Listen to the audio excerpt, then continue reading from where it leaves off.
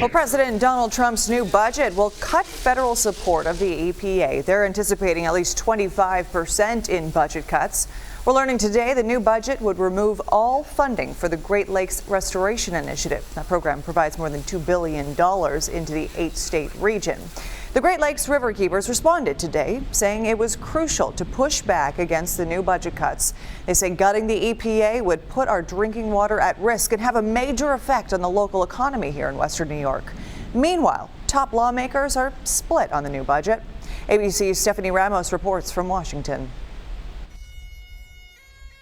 The Trump administration's first budget proposal is sending shockwaves across Washington. This is the very beginning of the budget process. Lawmakers are getting their first look at President Trump's $1.15 trillion budget blueprint, which would dramatically increase spending at the Department of Defense, Homeland Security, and the Department of Veterans Affairs. What I'm encouraged by is the notion that we're going to begin rebuilding our military. In Nashville last night, President Trump touted the new budget. We are proposing a budget that will shrink the bloated federal bureaucracy, and I mean bloated, while protecting our national security.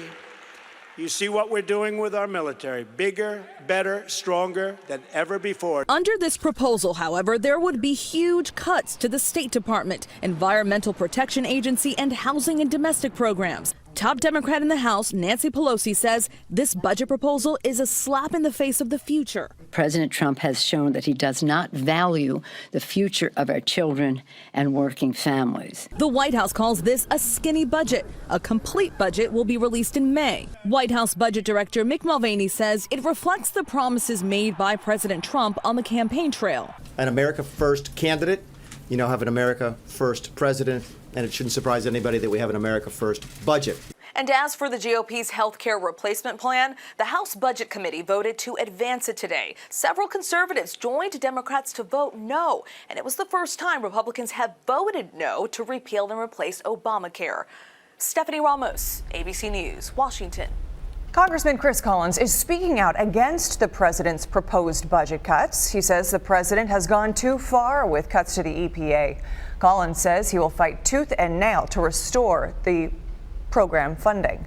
Those EPA cuts come as President Trump claims federal regulations restrict farmers and other businesses.